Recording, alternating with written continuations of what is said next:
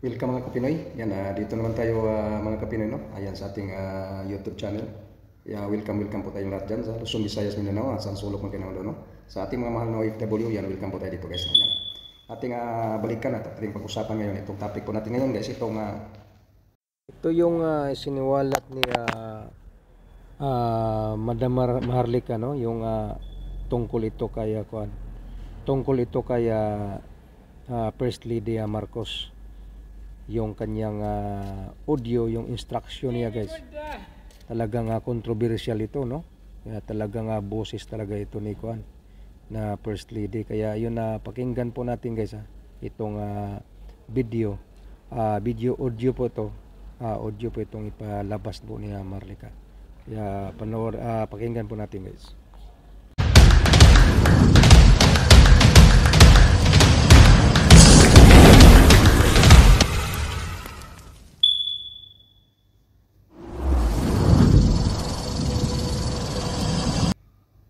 Ito na yung pinaka-moment na abangan ninyong lahat, ang ebidensya, ang boses ni Liza Araneta Marcos aka Ahas Butod lahat na.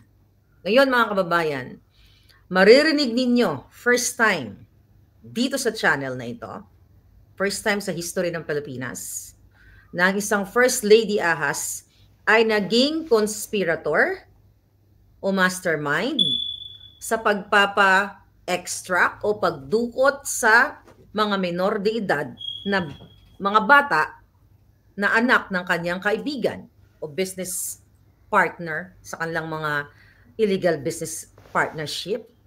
We'll see. Mga kababayan, bago ang lahat, syempre,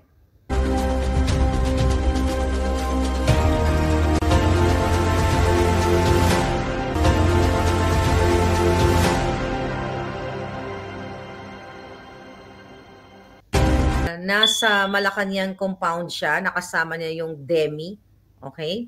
Isa sa PSG na sinabi ni Liza doon sa video na yon, na sabi niya, I just want everyone to know that I just want everyone to know that I have nothing to do with ISAF.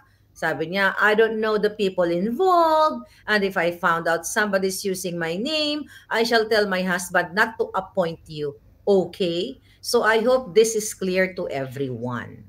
I am sick and tired of people using my name. Naalala niyo yon? Kaya ako nare-remind sa inyo, para dito sa ating presentation ngayon, ay maipakita ko sa inyo na hindi totoo, na hindi nakikialam si Liza Ahas sa mga posisyon o pag-a-appoint sa government. Okay?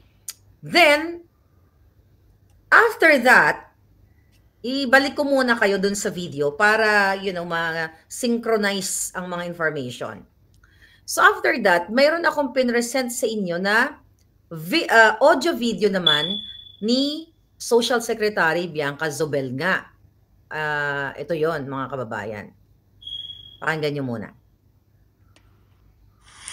Liz, hi. Sorry to bother you, but I just got a call from Thor, and they're a bit concerned because they've gotten an order now that the chief of ISAP is supposed to be changed by Tuesday, and there are people that are out to do some extraction.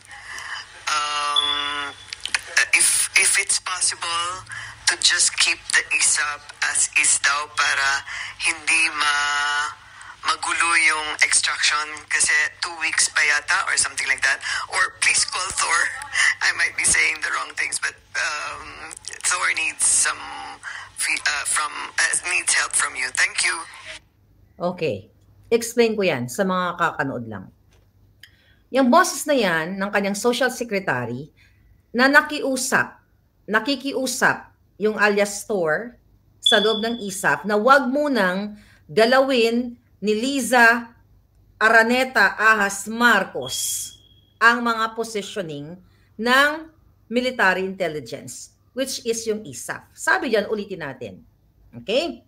Sabi niya, sorry to bother you, sabi ni Bianca Zobel, but I just got a call from Thor.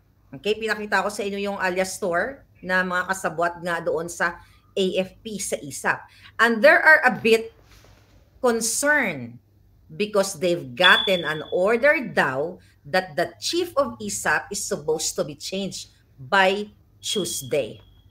And there are people that are out to do some extraction. So, ang ibig sabihin na wag daw muna galawin ni Lisa ang pagpapalit ng mga military intelligence kasi in 2 weeks, that was January, I believe, nung in-extract nila, yung ano na yan, yung boses ni Bianca Zubel ay naganap yan sometime between December of 2022 or January of 2023.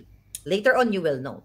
So sabi niya, wag mo nang palitan, okay, ang positioning. Kasi, ang sabi ni Bianca Zubel dyan ay naka-out na ang mga tao to do some extraction. Ang extraction po na pinipinpoint na sinasabi ni Bianca Zubel ay ang pagdukot sa mga minor de edad na mga bata na anak ng kaibigan ni Lisa Ahas, kaibigan at kasabwat sa kung anumang mga anomalyo nila at kasabwat sa mga pulboronic activity nila, na i-extract nila ang mga bata sa Turkey o sa salitang common sa ordinaryong pananalita ay dudukutin ang mga bata mula sa Turkey, sa Istanbul.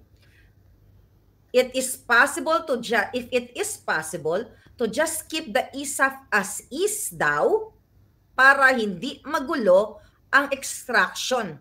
Kasi 2 weeks pa yata or something like that. 2 weeks pa that nung nirecord niya yung message na yan, 2 linggo pa from that voice message na sinend ni Bianca Zubel as social secretary ni Lisa sa kanya na wag munang galawin. Okay? Tapos kaya sabi nito ni Bianca Zubel, please call Thor, para kasi kailangan nila ng tulong. Okay.